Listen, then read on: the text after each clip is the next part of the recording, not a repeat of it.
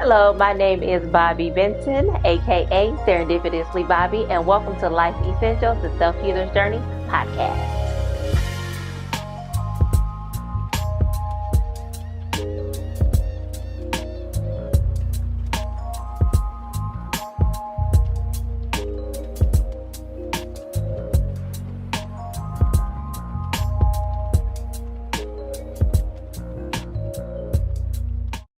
Good evening, everyone, and welcome to Life Essentials, the Self Healer's Journey podcast. I am Bobby Benson, aka Serendipitously Bobby. I am the host.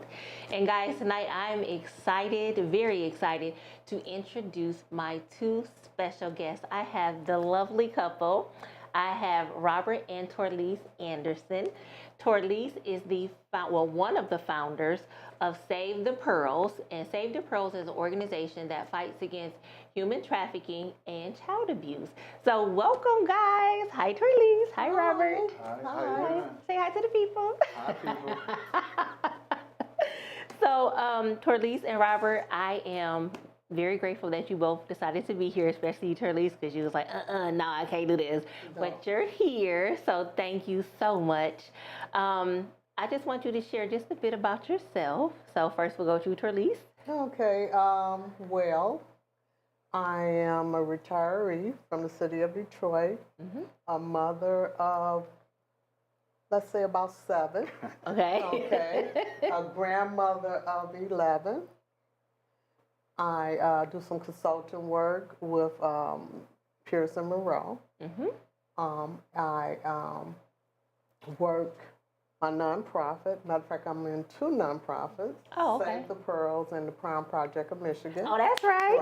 And stuff. I'm the vice president of the Prime All right. Project of Michigan. And as you said, I'm the founder of, one of the founders of Save the Pearls, but I'm also the treasurer. And I also started a program within Save the Pearls, which is our outreach, education, prevention, and resource program. Okay. And that's about it. Yeah, I remember telling about tags and shit. And then, of course, me and my husband is in a business together called the Assistant Group, TAG. Okay. And what we do is we assist small business or small nonprofit organizations and help them get aboard, get their nonprofit with the state and then get their 501c3. Oh, look at y'all doing it up. Okay. And he does some other things, so he have to talk about that himself. Okay, well, that's a lot. That's a lot of good stuff. So thank you, Torlise. Mr. Robert. Yes, I am Robert Anderson, and almost all the things that she says, except I'm not the fork or the founder of those things. But our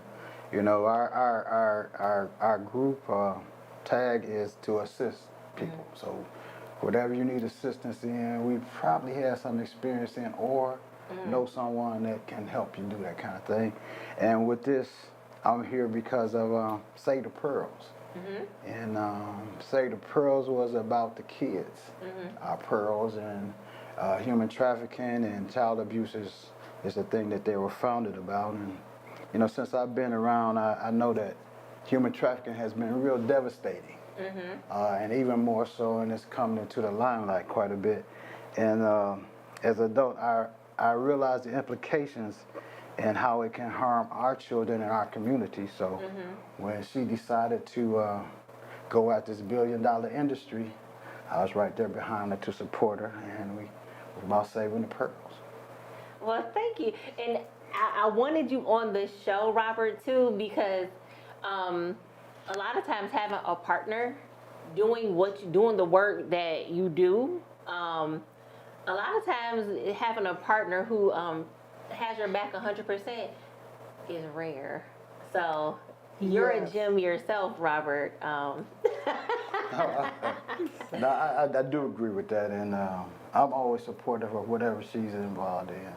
Yes, and, it's such a good cause. So I'm right there. Well, I commend you, and I'm saying thank you for all the women out there, because I think that's really sweet that you do that and you support her. So, and she shared like you there for whatever, you down for whatever for the cause. So that's cool. So, but I want to first So y'all introduce yourself, but I want to really dive deep into the organization. So Charlize, can you tell me, like, when did Save the Pearls start? Like, when did you? Well, know. actually, we started in 2017. It was like May. We went to a Kentucky Derby party downtown, and it was about 7 of us. And after that party, where it was a nonprofit event, we went to another location, sat around, had a couple of drinks, started talking about, we need to do something, And human trafficking was the main thing that kept coming up, and you was hearing a lot about it. So that was in 2017, but we had to get some money. So we did different fundraisers to get the seed money. And so we became an organization in February of 2018. Okay. And we received our 501c3, which is very important. That's a big deal. Right. And it was in 2018 also. Okay. Right. And so from there, originally, let me say this, originally we was calling ourselves the Pearls, okay? And then when we went, to apply for our nonprofit, we found out someone else had that name. Okay. So then we came up with Save the Pearls. And it kind of perfect. fit because Yeah. the pearls are our kids. Yeah. Yeah. I like y'all. I love y'all logo. Like You the do? little yeah. Well, some people don't like it. They want to change it. And I believe it's on here. It's on here. This little No, I logo. like your Oh, logo. yeah, I love yeah. that logo. No, it's creative. I like Yeah. it. I mean, it speaks to the organization. Like when I hear the name of the organization and see the logo, it goes hand in hand. Right, Yeah. right. So it ain't like this one big blop of a pearl and that's it. No, I'm just. Well, actually, the first logo was one big. Oh. And then one of the young ladies, she's no longer with us, but her nephew designed our logo for us and everything. And, Oh. and when she presented it to us, we just fell in love with it. Yeah. And stuff. And so that's been our little symbol, pulling those pearls away from those clams. Yeah, we gonna call them clams. But I have some other names for them, but Let me we say have it, to- no. Keep it clean. Keep it clean, yes. I'm the cursing podcast person. No, I'm getting better. Okay. No, but lovely logo. So you shared like what inspired the organization and everything. So what is your mission? Like share the mission. The mission is to bring awareness to the surrounding community on how to identify children at risk of human trafficking and child abuse. Okay. That's the mission. And how we do that is by how we educate the community is by presentation and publication. Okay. So which we are doing now. you Yes. know. Yes. So yes. this gonna get out there. People will know about Save the Pearls. Mm-hmm. So we always do everybody know we do a pre like little rehearsal and stuff. And when we talk, you shared that you want to talk to the parents. You want to get to the parents. So share like the demographic of the parents you're trying to reach. Well, when I say try to get to the parent, there's any parent, but the main ones is those ones that do not, they're not active in their kids' life. They're all into themselves, or they might just be, out of sync with what's going on. Like it's not gonna happen to my child. I talk to my child and stuff, but those are the parents we need that we're trying to get to. We have a lot of organizations that talk to the children, but nobody really talked to the parent to let them know this is what's going on. And it's kind of working, because we did a fashion show, for example, and there was some children in there modeling and everything. And so our speaker, Audrey. She talked to the kids and everything about human trafficking, about those little TikTok things they be doing and everything. And a parent came to me and she said, "Is it really happening here in Detroit, in Michigan?" And I said, "Yes." And she went on to tell me that she monitors her 10-year-old Instagram, you know. And I said, well, 10 is a little bit too young for the child to have Instagram. that. Yeah, but the child was a model and stuff, so you know how they promote, you know, out there. And I was like, that's a little too young, you know, for Instagram and stuff and everything. Then she went, as we got to talking, she was talking about how men would come on the Instagram and say certain things there and stuff. And I said, see, that's them trying to groom your child. Yep. So, you know, those kind of things, that's why I said we have to get to the parent. Yes. And then Because it's at home. In our community Go ahead. too, is a lot of people, like you said, are not actually aware of human trafficking and some of the traps that come with it. And like for example, they had a podcast, not podcast, what was a podcast? Seminar. Anyway, they talked about some of the apps and stuff that kids can get on and listed them. And what was really interesting is that she had live streamed it on Facebook, is that what it was? And Facebook sent her a thing and said, well, you know, we're going to shut you down for doing that. Oh, wow. They got a complaint. Yeah, and she actually had to respond to them and actually explain what she was doing. But basically, they were talking about the apps and how the apps can attract kids and which was the worst apps for that. And people don't know that. And especially in our community. And in our community, I don't want to say they're illiterate, but they're not really adapted to some of the things that's happening on the computer that the kids are doing. And it just enlightened a whole lot of people, a whole lot of community people that watched that, and it was good. Yeah. That's part of what they do. And it's scary. The crazy thing is that I swear some of the people who create these apps are creepers, because it's like, to think of like Snapchat, you post something, it disappears. Why are you even creating something like that? Like these backdoor, like why? The mindset behind it. So it's like, okay, let's find out y'all creepers, because in a lot of the apps, like y'all said, when my kids were younger, I didn't know, like, what is that? It's one app my oldest daughter uses. She can build her own like little network of people in this one. What is it called? Not Tumblr. But you can build your own little world, or then have all your little friends in this one little server. What's that called? I know what you're talking about. And I cannot think of the name. Yeah, they have the little people and they all follow each other around. It's not Roblox, but okay. it's another one, and I cannot think of the name of it. But she's met some great friends through there. But kids these days are so computer savvy. Like, I have my nieces and nephews who are 11 and 12 showing me what to do, and you know, the 5-year-old and 8-year-old too. So well, my 7-year-old, hi Dominique, but that's my baby. But she, you know, Grandma, here, let me show you how to do it. Even with my telephone, I have one of those Apple iPads and stuff. She works that and everything at 7. So, you know, when she's on that laptop, I'm listening. You know, what you listening to? You know, who is that? You know, those different things. Because she talked to her parents, you know, on it. But also she played, you know, games on there, and I have to be aware.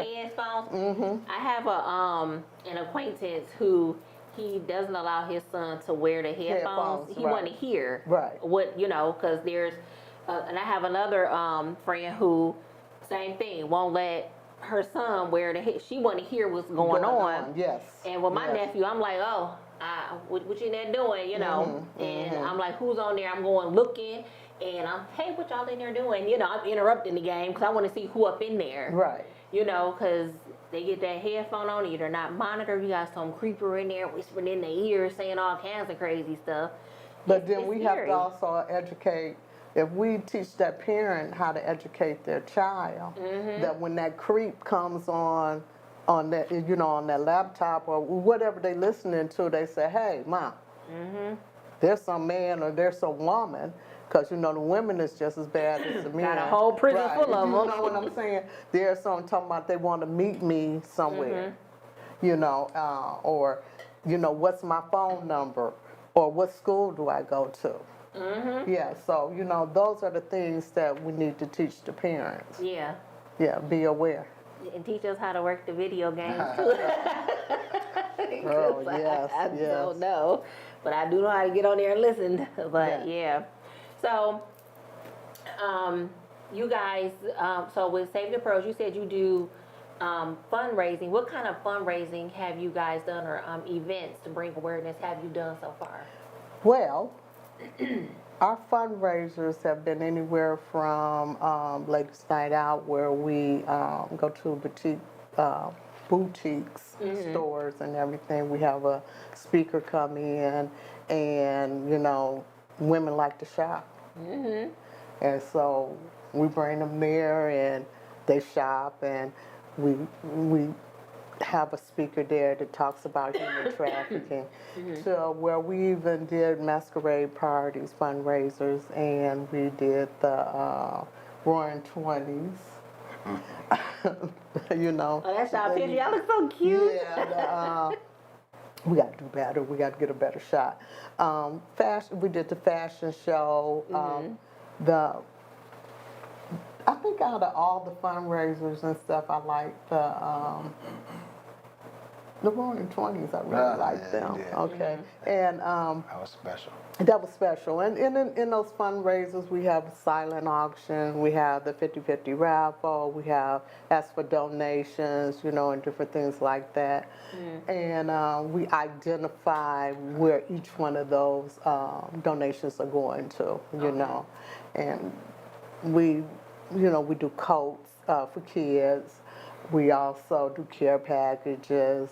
We're starting something with Alternative for Girl, which is called the Supplemental Housing Program and everything. And we raise funds so we can be able to help those different organizations. So those are some good things. Now, excuse me, you guys have 2 events coming up. So one on the 13th.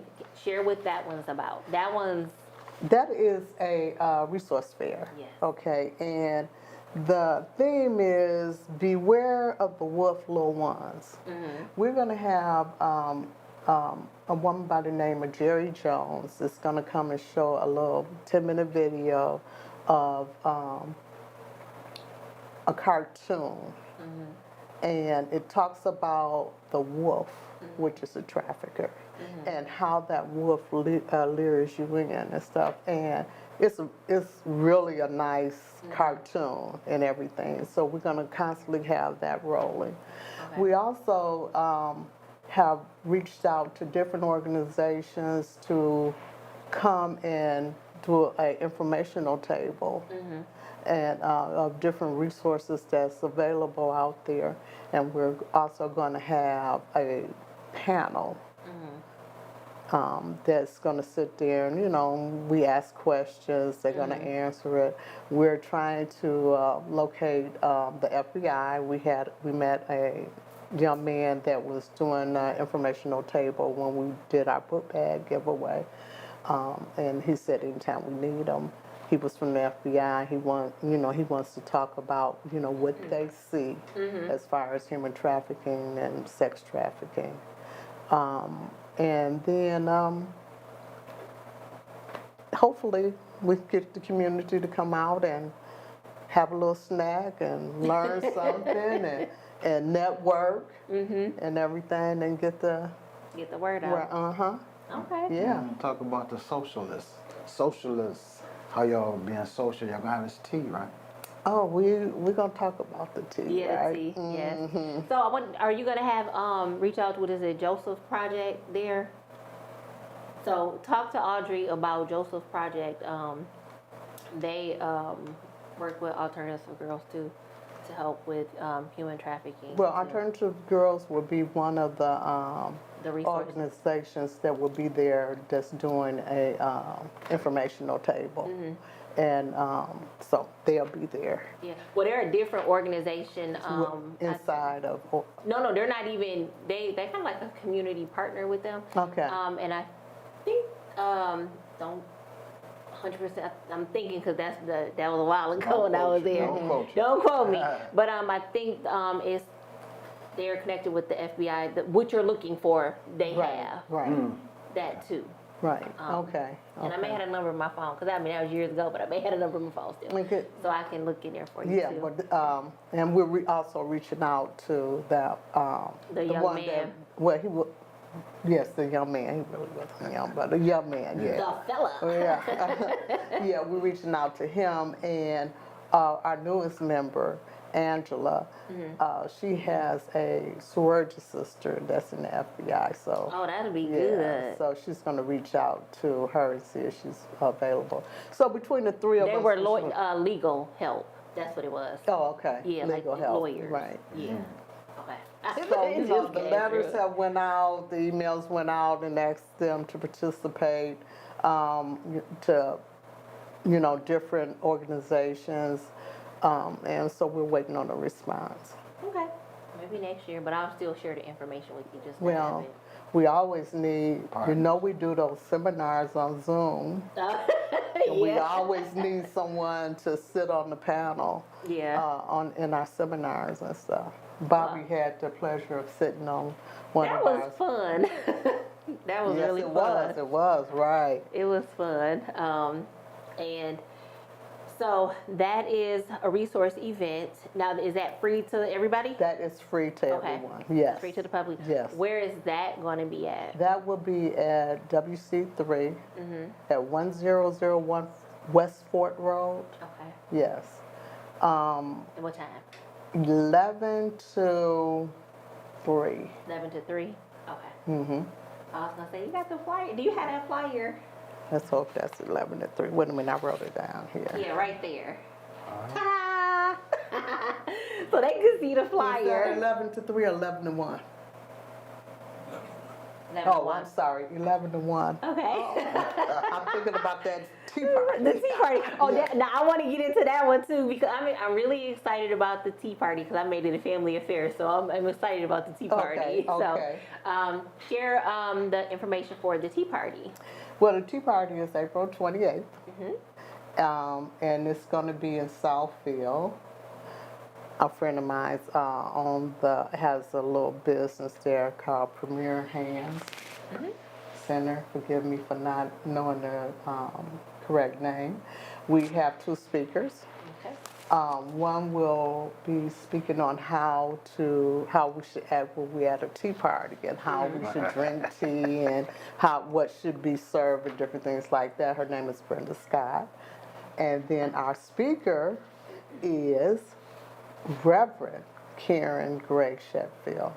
And how I met Karen was we had joined a task force. The Southeastern Michigan Human Southeast- Trust. Right, we had joined that task force and everything, and she was, I believe, I don't know if she was president or vice president. She was vice president. I didn't really know her role or anything, but we met her, and we all, you know, kind of clicked. You know, he was the only, it was other men, and when he came in, they was like, okay, maybe we'll get the men to come back and everything and stuff, you know, because he was the only man. But that task force was, you know, it was really nice. I learned some things. I learned that task force don't really go out there and kick down doors. You know, we ready to kick down doors, right? She said, Yeah, wait a your minute, combat that's- moves. She said, wait a minute, that's not exactly what we're doing here, you know, and stuff. We leave that to the police and the FBI and stuff, but, What did y'all do when y'all went out? huh? What did y'all do? We didn't go out. We Oh, okay. actually, it was like a resource Oh, thing, okay. informational, and if anybody wanted someone to come and speak at their organization, Oh, they okay. would call that task force, and that task force would, you know, Okay. find out who could speak.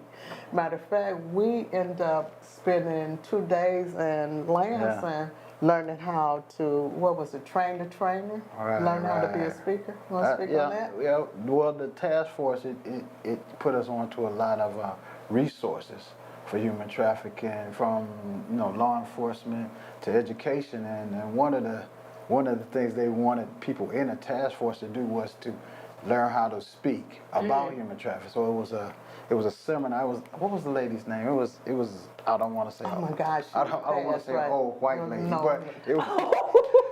But it was she was very Beat that accomplished. out. This is No, live. She was very accomplished, and she had been doing human trafficking for years and years, and everybody that was involved in it, especially in the state, knew of her.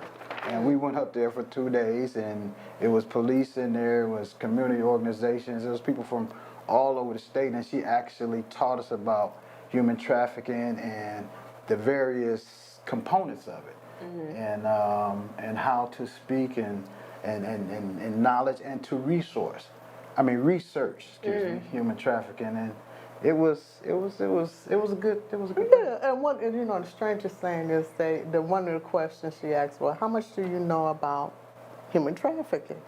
So I think that I know everything, right?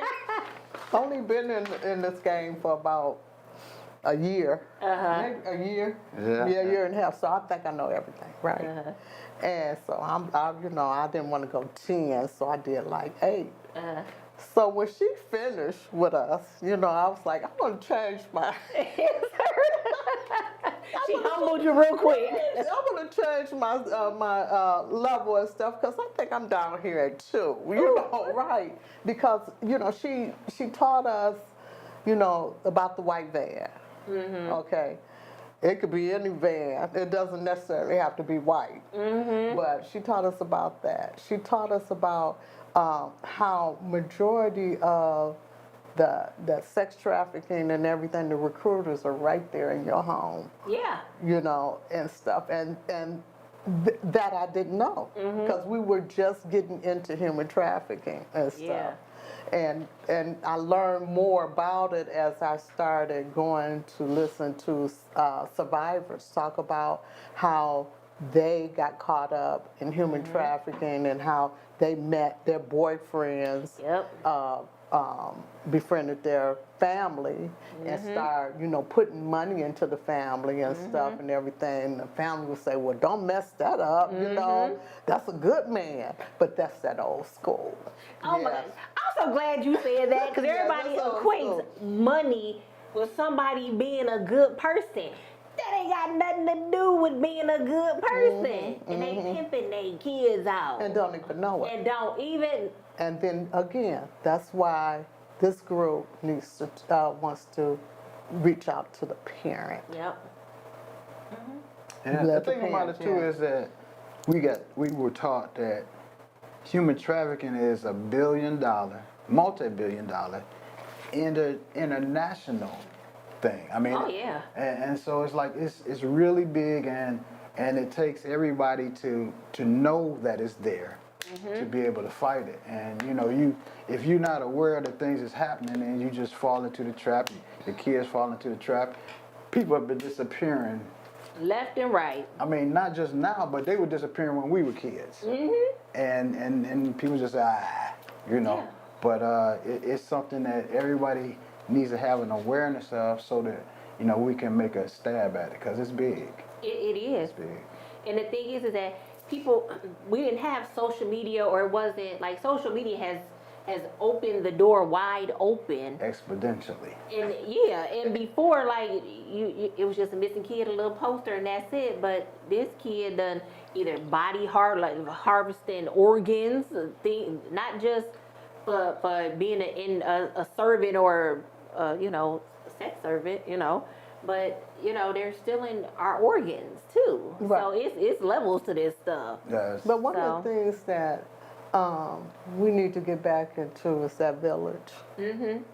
And I know that I think about back when I was young, little girl, teenager and everything, and only me and God knows, but if it wasn't for that village, the things that's happening now could have happened to me. But that village was so strong. And when I say the village, I'm talking about my oldest brother's friends. When they send me out, I'm finna go call your mama. You better get, and get your butt home and stuff like that. So we just need that village.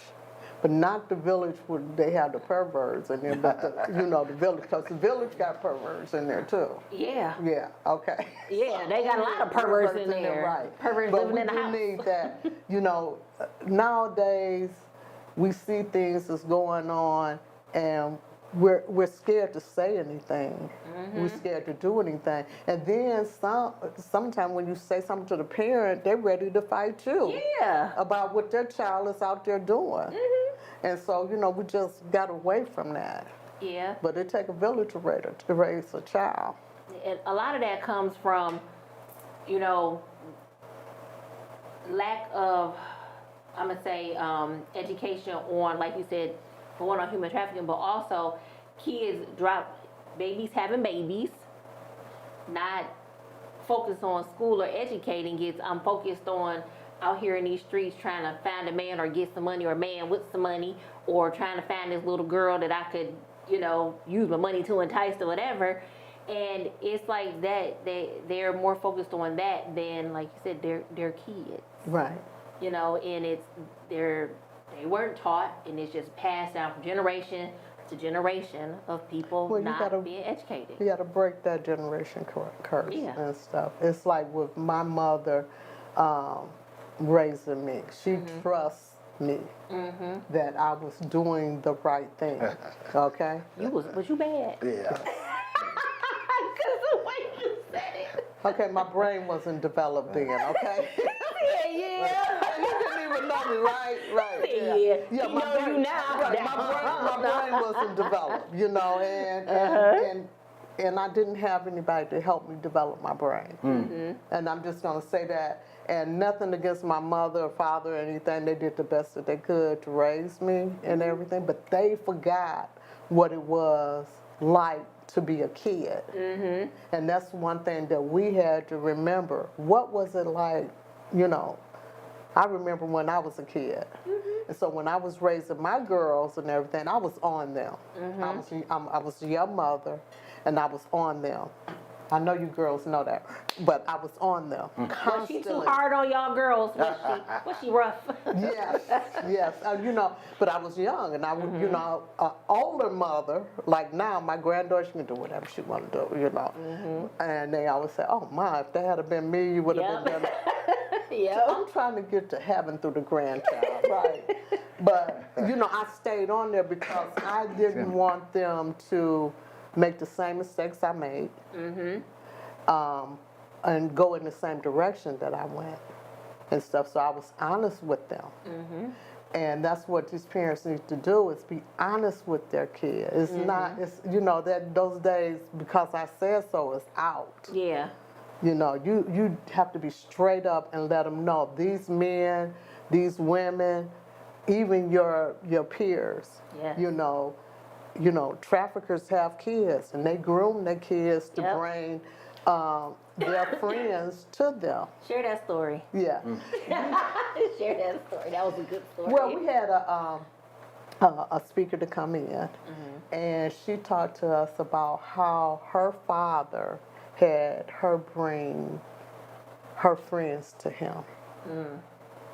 And she didn't really know what was going on until she just happened to see one of her friends go into the bedroom with him or something. So she asked what was going on, and her friend told her, and then she went and told her counselor.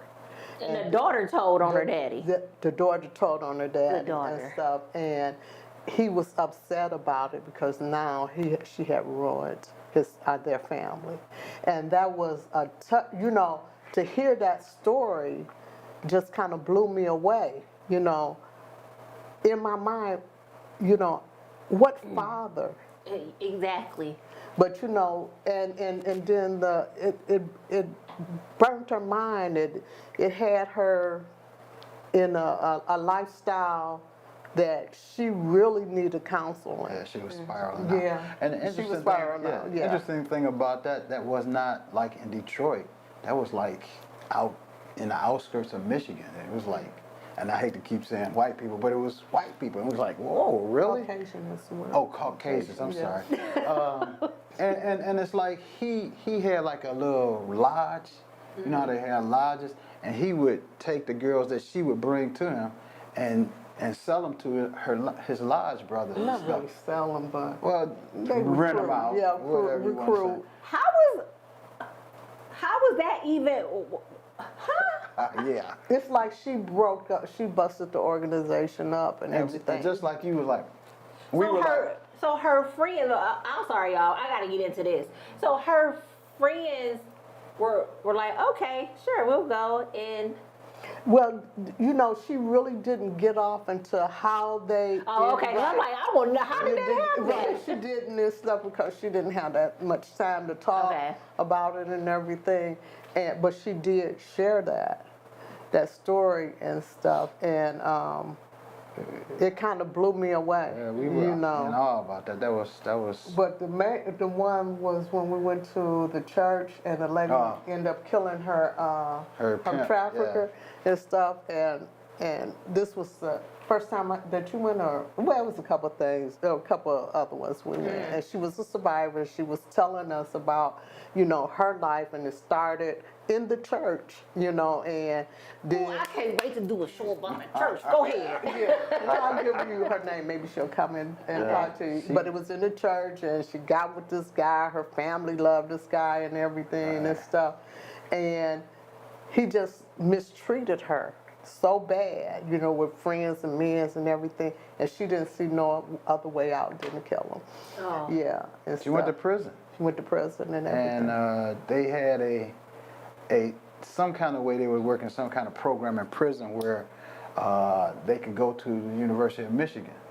She ended up going to University of Michigan and getting, I think, a master's and such. Oh. And initially, when she started trying to tell her story, locally they didn't want to hear it. But then she went to other states, and then she kind of got famous, and then she came back, and now she was cooking with gas. Now, And I just want to say we're summarizing, Yeah. you know, what happened and everything. We're not That's a gonna good mention summary, names. good summary. Yeah, but he looked at me and he said, "Why you keep bringing me to the same stuff?" You know. And I looked at him. I said, "You're not getting ready to cry, you know, and stuff." And he was like, "It's so sad that women are being treated this way." Because that's somebody's daughter. Right? And see, he has daughters. Yeah, and that's why it touched you like that. And it's okay to cry. well, you know, the thing about human trafficking is that it's not just women anymore. It's not just it's Look at Diddy. bisexual or whatever you want to call it. We can't talk right, about Diddy. yeah. You know, like we can't talk about Mario, we can't talk about Yeah. But look, he like boy, and it's like you gotta protect your boys just like your girls, you know. So he was going for both, yeah. but you know, you In- gotta protect them. In this day and age, stuff is, I don't want to try to explain how it's going, but nonetheless, some lifestyles everybody don't particularly cater to, and they kick their kids out the house and they become bait. I mean, they just get trapped in the world, you know. We had talked about that. I wanted to get into that because we had had that conversation about throwing your kids out, throwing them to the wolves, and so in my daytime, I'm a juvenile probation officer. Ooh. The number of young ladies and young She's a men. narc, right? I'm not a narc. No, I'm out here I'm trying kidding. to heal these babies. No, I but understand. but so many kids come through our doors.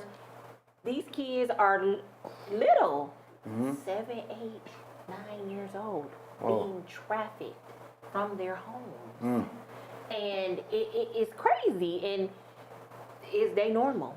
These kids are physically, you know, they may be little kids, but mentally they're like 30 years old because they done been out in these streets. Yeah. And it's terrible. And it's their normal. They've been groomed from that young. It's their normal.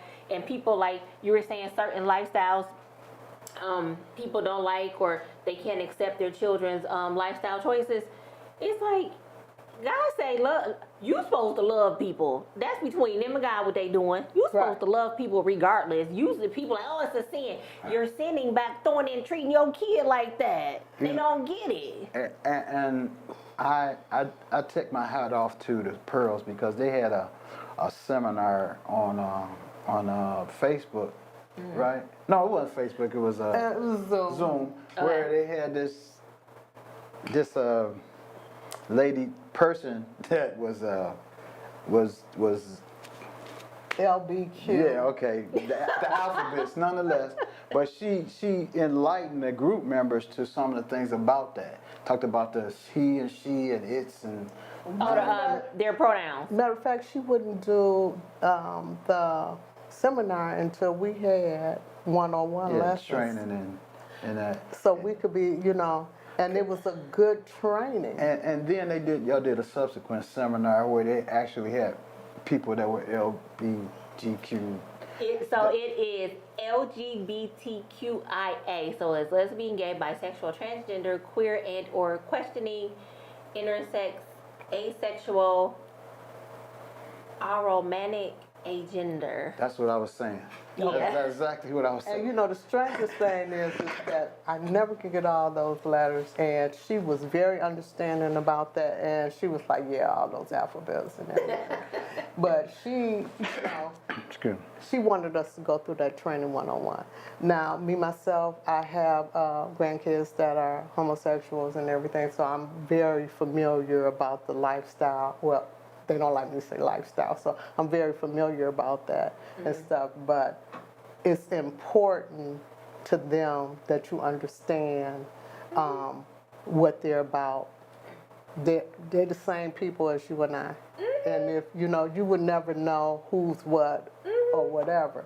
So we went through that training and stuff, and it had to be all the Pearls, all the Save the Pearls members and everything before they agreed.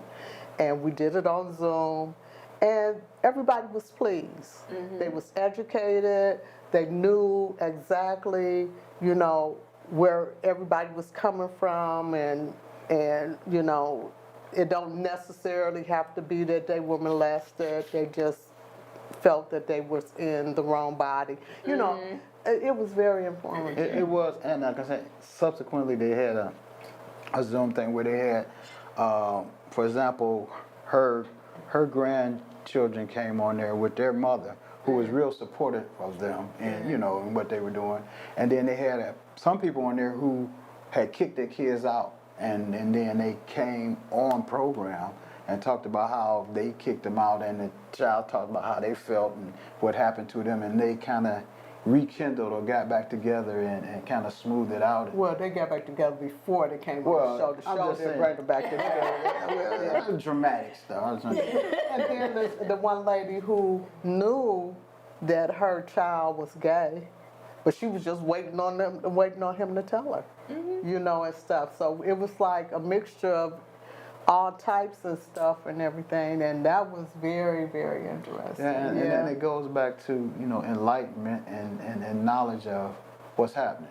Knowing about those things, knowing about human trafficking and the various tentacles they have, and knowing it's a big business and they have a whole lot of tentacles out to pull people in. Yeah. And you don't really realize some of the stuff that's happening. And I just want to say that the mother that put her child out, it wasn't because she was gay, it was because of Her behavior. Because of her behavior. She was acting out. She was, it was some other things going on that was not allowed in the household. Not in my house. She was a Christian and stuff, and you just don't allow those things in the household. If you know what you know now, would you did it differently? I'm sure. And they passed that. That was 20 years ago. That or was so. healing that happened along that journey. And they both developed, and stuff. But again, that's what we need to talk to the parents, because I do, have some friends that their kids was not, they call them fast tail girls and everything. Well, we all been fast tail girls. We all have. So we just have we just have to know how to handle it, how to sit down and talk to our kids and say, you know what, I used to do that. It's the same game, just new players. Yep. And let me tell you what's going to happen to you. Though they might not listen to it, like, my But you oldest. planted the seed. Like my oldest daughter said, just because it happened to you, Mom, don't mean it happened to me. It's going to happen to me. And you're right. But I gave you the information so you can make sure that it don't happen to Yeah. you. Right. Knowledge is power. Yes, knowledge And is power. communication is key too. Yep. Well, it is. What is it? It's not what you say. It's how you say it. Right. Yeah. That has a lot to do with it. Because if you talk to your child in a certain tone, they're not going to hear anything that you say. Shutting them down. Yes, And yes. you take their voice away. So what I've learned and I've watched working with the parents I work with, a lot of times it is that you do what I say, or some of it is like it's never. I have yet to see the happy medium. Is you do what I say, or oh you my friend, or it's your fault, but not I had nothing to do with it, or you the one that got to heal. But I'm gonna sit back and let them fix you, kind And of see, thing. I'm that mother. I was that mother. I have a daughter 52 and a daughter 46. So I am that mother, whereby is do as I say because I said so and everything. Had I knew what I knew now, it would have been completely different. But I gave them what was given to me, and though they'll probably break that generation gap, that generation. Generational curse. Right, but they may be, and then maybe not.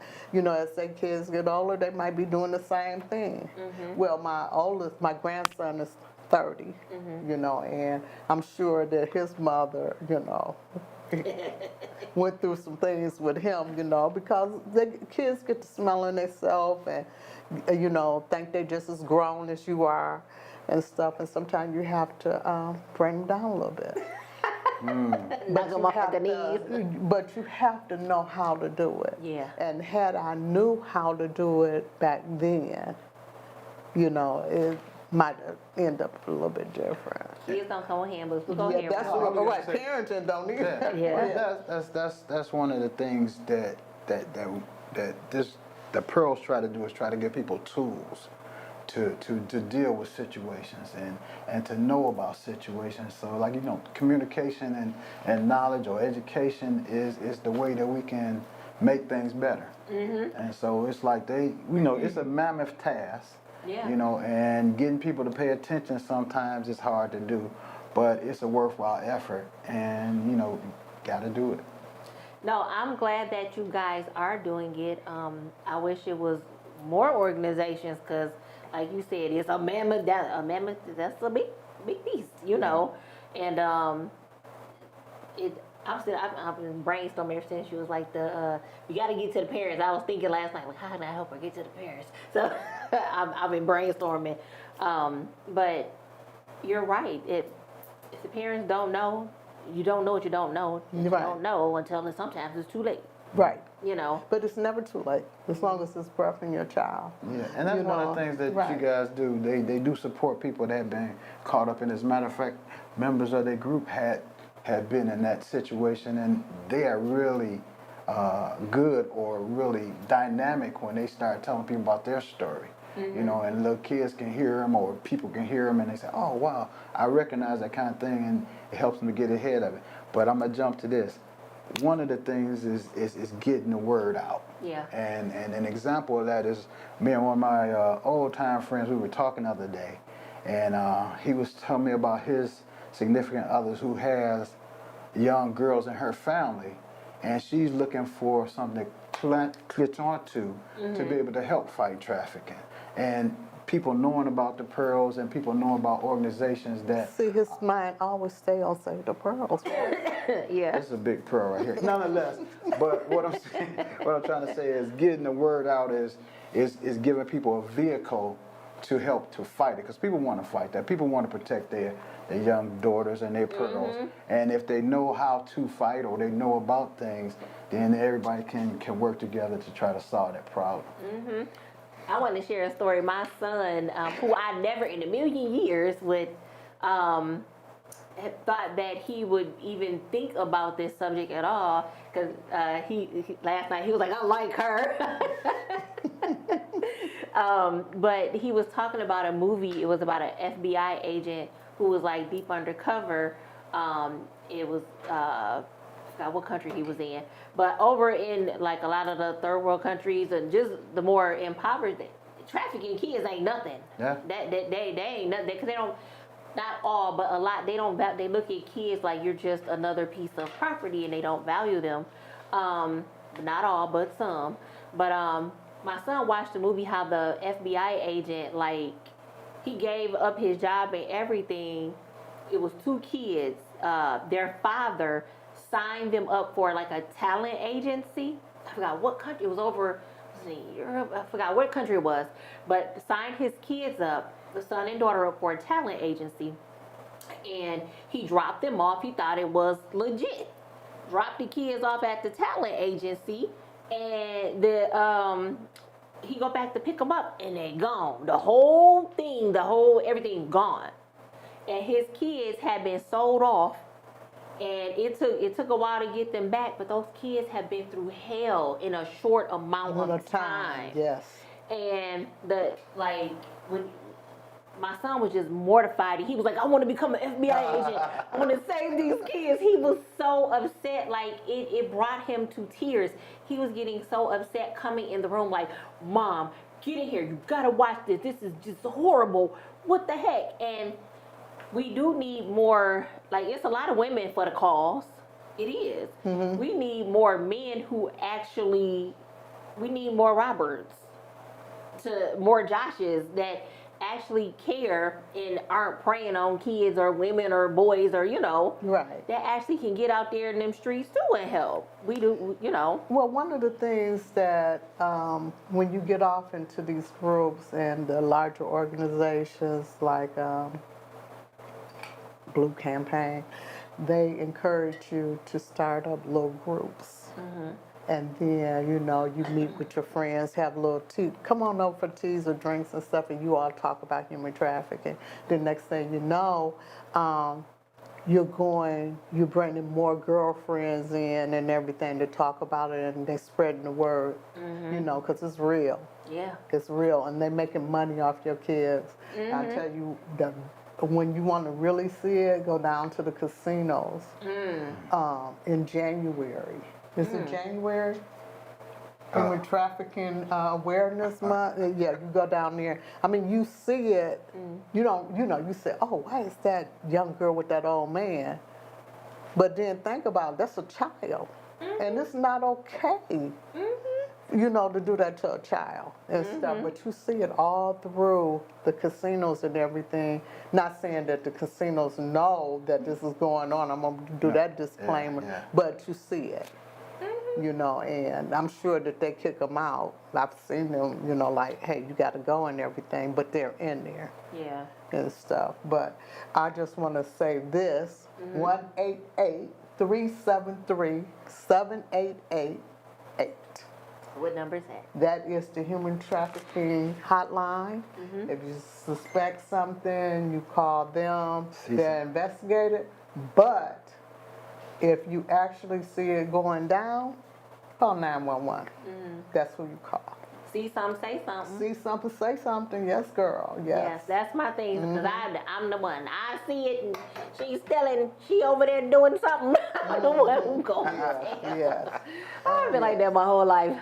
Yeah, I believe that. But if you get a chance, there's a young lady named Stacy Johnson. Hey, Stacy. And she has a play that she wrote called A Dream Deferred. And it's an excellent play. And when we had our human Trafficking Awareness Month in January of last year at the USB Financial Service Building, she showed that play. She also sat on our panel. And it was really, really nice, and it really got into how your child can be fooled and their mind is so focused on that guy, or that guy has so much control, or that woman has so much control over that they're not even hearing what you say. Yep. I call it pimp magic. Yes. We did an episode on that before about pimp magic, how they, and a lot of times is when people end up, they're trauma bonding with these people, and they don't even realize it. and there is it's like moth to a flame. They're speaking to that pain in that child or that person. Okay. So that's that pimp magic. Yeah. Well, that's they don't necessarily. Well, I guess so, cause Well, that's how pimps get, because they're like, how you out here giving this man your money? They done sat there and trauma bonded, love bombed, trauma bonded with this person, and now he's their world. They can't survive. They're addicted to him now. no, those are pimps. But then we also have boyfriends The that same thing. don't pimp their girls out and everything, and take all their money and have that control. It's and the same mother thing. Mm-hmm. and stuff. But that's just what I call it, because it's like they have the slippery silver tongue. And they penetrate you mentally. Yeah, we can talk. We can say tongue. Yeah. You know what? Wash your brain out. But I'm normally the perverted one. Wash your brain out. I told you I have to control myself. It's okay. This is the place to do it. No, some people will be seeing me, and then my daughters will be calling me like, "Mom, really? Did you have to say that?" Y'all leave y'all mama alone. Because y'all say, hear the stuff I say. It's okay on my podcast. No, but my podcast is a platform where people can be themselves. Mm-hmm. Be yourself. Be unapologetic. Be you. Because I'm going to be me. And, Well, I'm, in my older age, I'm trying to do better. Yeah. Because had I been doing this 20 or 30 years ago, it would have been quite ugly. Yeah. It would have. Mm-hmm. Especially, I had friends that got caught up with, guys and stuff, and they left town and didn't hear anything from. They did eventually come back, but they've been through. But what they've been through, only God in them know. Yep. Because of the shame and stuff. And that's what keep you keep people stuck. Yeah. And I know that the survivors, that we have met along the way that shared their stories and stuff, it's sad. It's sad, and like I said, it could have been me, could have been you. But for the Oh, it could have been. Yeah, I was a right. mess. It could have been any of us, right? By the grace of God, And the thing about it too is that it happens. It's happening, and when you have someone brave enough to tell what happened to them, it's kind of sad and it touches your heart and such. But it's like people put a stigma on people still. People find it hard to accept people. The judgmental people. Right. And it's like they make it seem like it's just so far away from them, but it's right here. It's knocking at the door. It just ain't happened to them yet. It's all around them, and it's everywhere, and people just don't really realize it. And those people that have the fortitude to tell their story, they don't know how many people they possibly save or can help people to understand things, and that's important. Because we all have a story to tell. Yeah. Because I can think back when, as a child, and things happen. And I can remember some things where my father was like, it was a fight. They had to call the police, and if everybody would think about their childhood and think about the man next door and think about the uncle or the aunts or the women the next door, cousins, and stuff and everything, they have ran across that. Yep, I'm with you on that. It's people don't really know who they have in their homes. They don't, like, who their friends. My spidey senses. See, I tell people I just don't look like what I've been through, because my whole life has been trauma filled. I just make different choices as I went healed through my trauma, but God, But it made me hyper vigilant with my own kids. My home was a safe space. All the kids, nope, y'all can't spend the night over there, but y'all can come over here because I know I'm safe. Right. I don't know, and if it was a man in that house, I really was nervous. Like, Oh no, you got brothers like their daddy, but my kid's dad. If it's some big brothers or older siblings, like brothers and stuff, no. Even my son, no, you can't. You Right. know, you gotta. But we also have to be aware that it's not just men, it's women. Oh yeah, I know it's some creeps women out there. Oh yeah, trust me, Women. I know. And and the traffickers use them to groom the girls. So we just have to beware of the wolves. That's like in the everybody want to be a stripper and all that stuff now. Like it's the cool thing to be. I mean, I didn't say that, did I? I'm sorry. We're gonna be nice on my show with that. Oh no, man. Yeah, hush, Mr. Robert, hush. No, but like a lot of like girls, they look on television and they see that glamorous life. A lot of these girls are in these clubs being trafficked. They're in these clubs being just getting hooked on drugs and everything, and in a matter It's nothing new.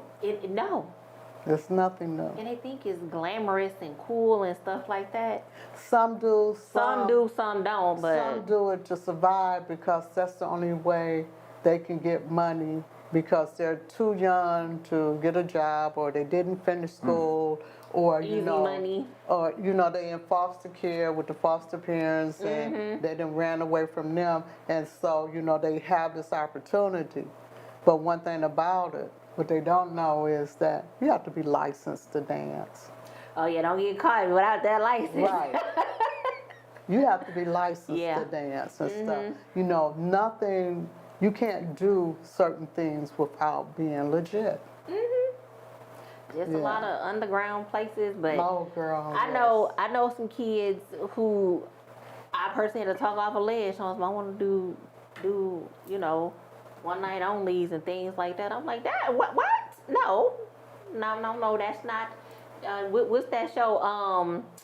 The one with Diamond and what's the girl? Her cousin. What is that? Players Club. This is not Players Club. And I guess you will see a lot of that being in your occupation. Oh my God, the things that I have seen, and I used to be an adult probation officer too. And I had the all-female caseload. That was my favorite caseload. And I did like drug courts and stuff, and that was my second favorite. But just helping the women and hearing their stories. Most of them women got in trouble because of a man. Right. They was catching charges for men, holding their guns, holding their drugs, fighting other women for these men. What we do for men. Girl. And then we end up, not we, but we end up in jail. I'm sitting right here though. Okay, we ain't talking about you.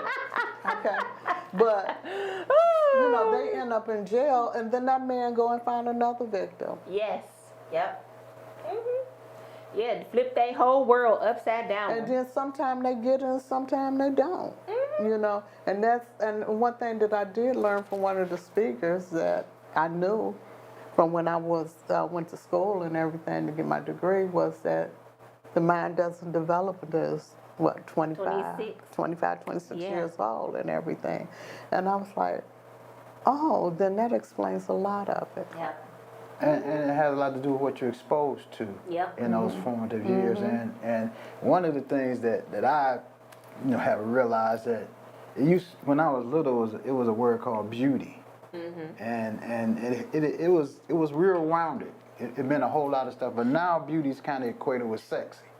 So if you sexy, you think you're beautiful, and that's not necessarily true. But I gotta clap on that because that is so true. That speaks to like Instagram and all that stuff. How these girls, they're putting value in material things and vanity instead of building who they are in their character.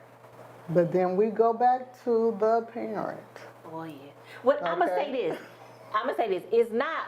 I'm gonna say it's like a 70-30 because there are parents who are out there teaching their kids the right thing. Right. They kid had their own. I have kids who flat out told me when I'm doing social histories, they're telling me, well, I just did what I wanted to do because I was being. One girl said she was just like you said, being fast. Did nothing happen to her. She's seeing the Instagram and seeing all these things. She want what she saw because her parents were middle class, just regular old folks. You gonna wear the stuff from Great Lakes Crossing and be quiet and go to school.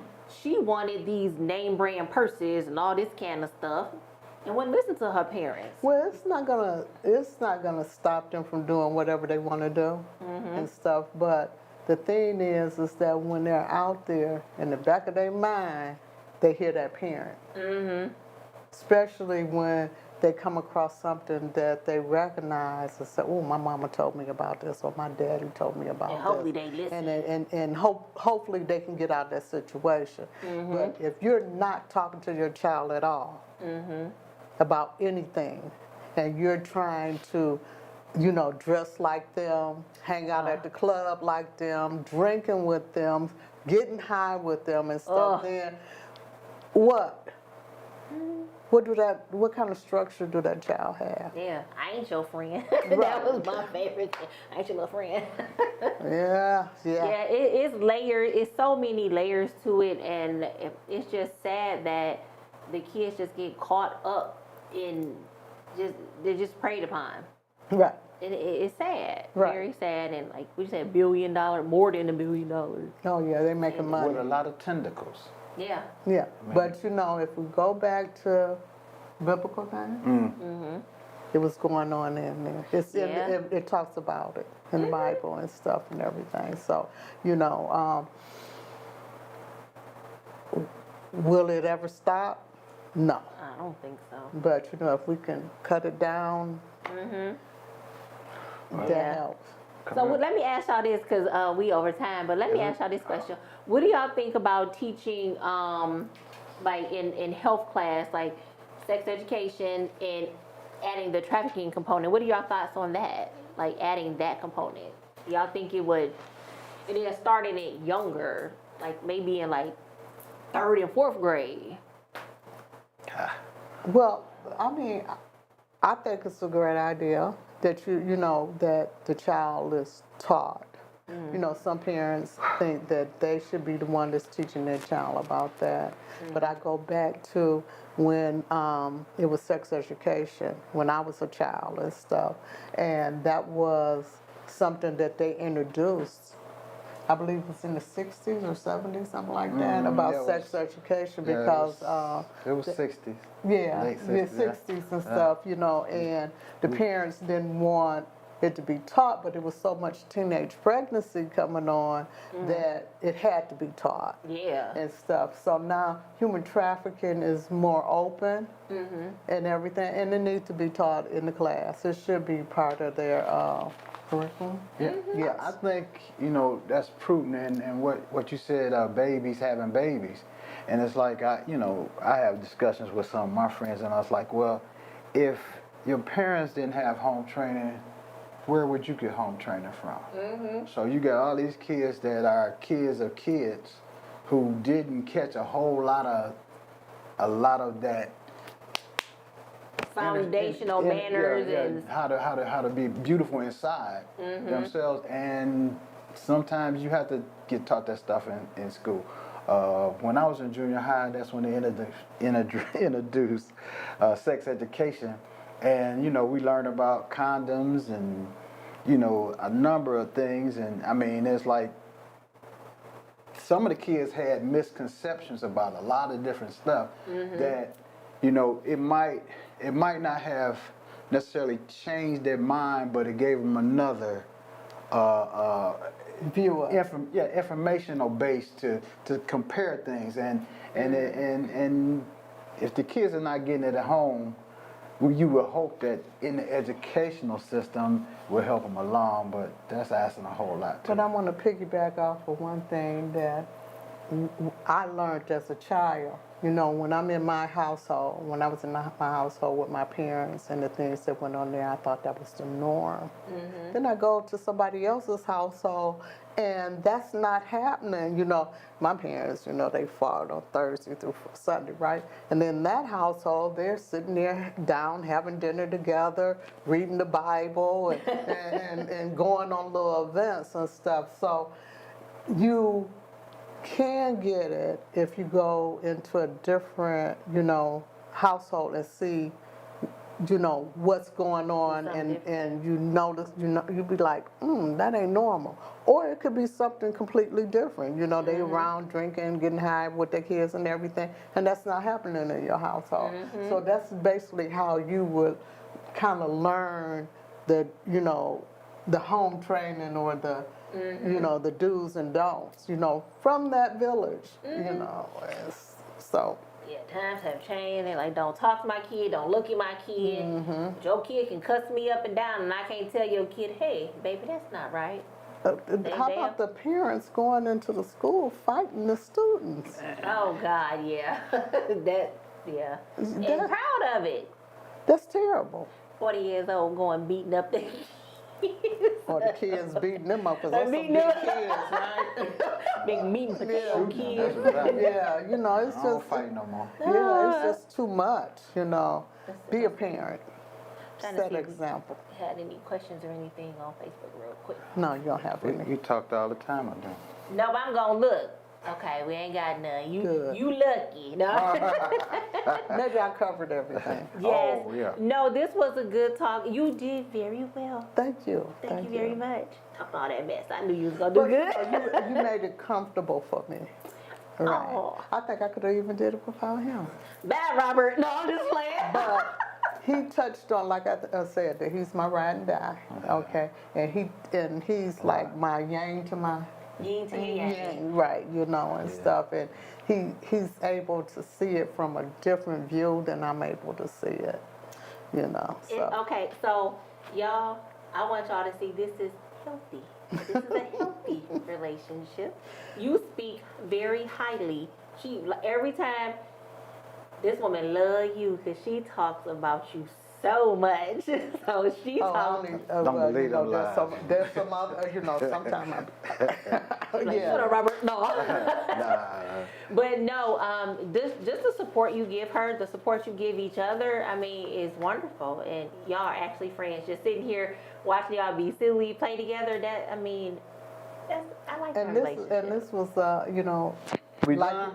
No, you better quit playing. like, we've been married before, and I came from an abusive marriage and stuff, so it was a breath of fresh air, to meet a man like this. And when we got married, he was all in, like, okay, where the check going and stuff. And I'm like, Where does man come from? Who this here? who is this, and he understood, he got me, as a woman and everything. But then he had a mother, and he has a sister, okay, and he's the baby of the family. But you have a good relationship with them, don't you? Yeah, I did. Had a well, my mother was insightful. And she's kind of had her time, rest her soul. And yeah, I have a good relationship with my sister. But big sisters are abusive. Big sisters don't play. They get with you. Little Avon, were you abusive to Jenna? No. Yeah, but he came already, developed. Okay, I'm gonna say that. God designed him for you. He knew what he wanted, and he knew how he wanted, and it fit right in with what I wanted and stuff. And we do a lot of things together, and we do a lot of things separate and stuff. And it's where you been, where you going. Sometimes I say, hey, you ain't calling check on me.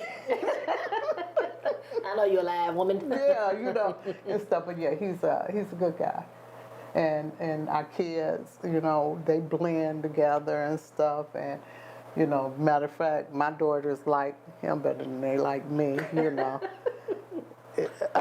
No. Yeah. I love your relationship. Cause it's reciprocity here. I can tell, cause you wouldn't stay if it wasn't.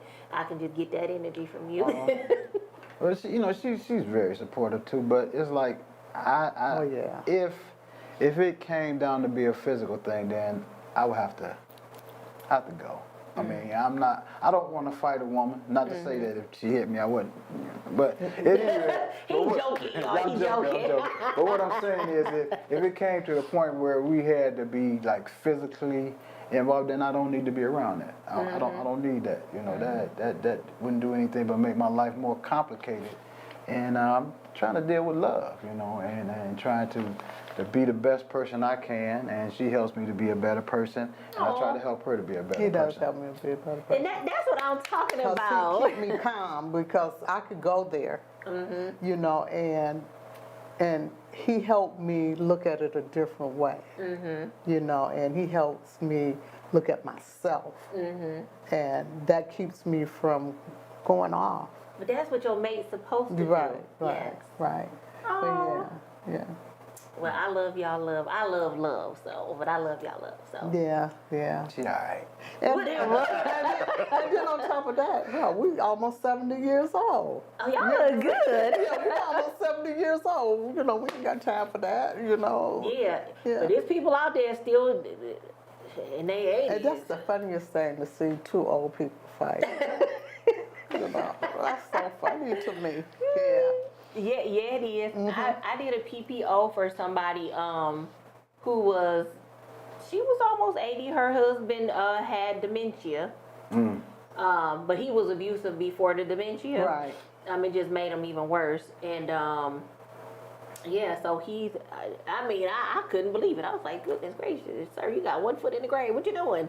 You know, but yeah, I just, that's that struggle of, or people staying together, like, because they've been together, or she's dependent on him, or he's dependent on her. Well, that's what the vows say. But it's a transactional relationship, and it's not a love relationship. That struggle of, can't do that. But is the Bible, I mean, when you take your vows before God, you say good and bad. You know, Oh, no, I ain't right. standing no mess. So, you know, when they get sick and everything, you have to find that facility for them to help them. And you be the one that come there and raise sand, you know, if that person is Hurry not- up and get him in there. No. And it's not just him or her, you know, it's like if I, you know, lose my mind or stuff and everything, and it's putting a stress on him to take care of me, then we need to find a place to put me, and you just come every day and make sure they're taking care of me. Like in the Notebook. Right. Did y'all see the Notebook? Yes. Go watch the Notebook, Robert. He like, I ain't seen the Notebook. Yeah, but you know, that's that true love. That's that love. Instead of trying to take care of somebody that's bringing you down, because it'll break the body down and you'll end up being the one that's sick. Yeah. Yeah. So I'm a firm believer in taking care of my mate, all that stuff. But if it's toxic, that's what I can't do. I'll go hard for whomever I'm with, but if it's toxic, you gotta go. Feed them some dog food or something. No, I'm like you. I've been, I kissed a couple frogs, you know. Right. And I made a point to just stay single for a while to make sure, like, you went on your journey, God aligned you with who you're supposed to be, and that's what I believe for myself one day. So that's what I'm doing now. Yeah, because it was like, what, 10 years before we found each other? We was divorced for 10 years. Okay. Yeah, I was divorced for 10 years no and frogs. stuff. Anybody that's watching it, don't kiss no frog. It's like, you know, there are princes. They're princes. My Prince Charming coming when the time is right. But they're going to be a prince when you meet them. You don't kiss them and transform them, and just like. Oh no, with I know her- that now. Like with That now. her, she helped me to be a better person, helped me to grow, but she didn't change me. She didn't take me from slapping people around to all of a sudden I'm a nice guy. He didn't come slapping Yeah, people but around, I'm saying right, if someone is slapping you around, you get away from them. You know, you break that cycle of violence, because if you're around it and you have children and they're around it, they'll think that that's how it's supposed to be, and that's not how it's supposed to be. You know what I'm saying? So you know, nah. Nope. Don't kiss no frogs. Y'all giving me hope. Y'all have given me Oh hope. yeah, and then one thing I learned is don't go for the same type of man. Oh, Do totally something different. Totally different. Yeah. I'm not going for the spark no Right. more ever again.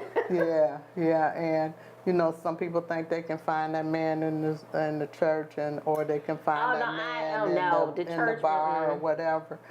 Well, you know, I might be walking around Walmart.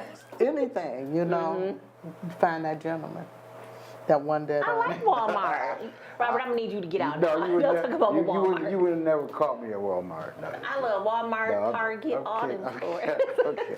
Just talking. I know he lying. Because he be in Walmart. Because Yeah. I be in Walmart. And when I say, hey, come go to Walmart with me, he'll come on and go. You know, I need you to take me somewhere and stuff. He likes to drive me around and stuff. Aw. And everything, and I let him drive me his around. Daisy. Yeah. Yeah, we partners in crime, you know, we ride and die. And we do a lot of things together, shop Aw. and different things like that, until he get tired. Then he ready to go home. And he's ready to go home, you know. Yeah, he's ready to go home, you know, and he be so happy when I go with other people and stuff, and I say, you want to go? No, you just go. He like, leave me alone. I'm trying to watch this game, girl. No. I want to sleep, you know, and I'm interfering with the football and the basketball and all that. Y'all, before we got on here, he was grabbing her booty. You know? With those who know him, he does that. But I plead y'all, the fifth. well, y'all still got that fire burning. Y'all still like each other. I love it. So, but we are well over our time, my Ooh, lovely girl, people. yes. So I want to thank you guys for just being here, sharing your story, sharing this part of your story too. Charlize, you did so well. Robert, you did great. Thank you both. And you know I didn't want to come, I know. and don't ask me anymore. Nah. Whatever, you'll be back. You'll be Dominique, back. Wait a minute, let me say this to Dominique. No, Dominique, no. She'll be back, Dominique. She'll be back. And y'all can come back together. You can shoot her text. Quit saying that. Oh, you know, if it's Dominique and I, you know, I don't have to say a word. She'll say it all. Nope, I give both y'all good questions though. But real quick before I go, let me open up a little book here. So next week, I am going to have Miss Anne Marie Simpson.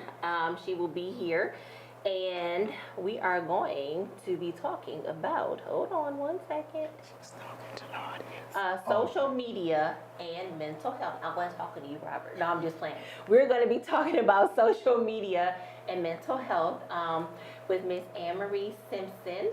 We're going to be actually virtual because she is not going to be able to make it in person, but we will be virtual. So watch out for the commercial, guys. And I will see you next Thursday, April 4th at 7 p.m. live on YouTube and Facebook. And thank you guys again You're for welcome. being here. Thanks for having us. Bye, guys.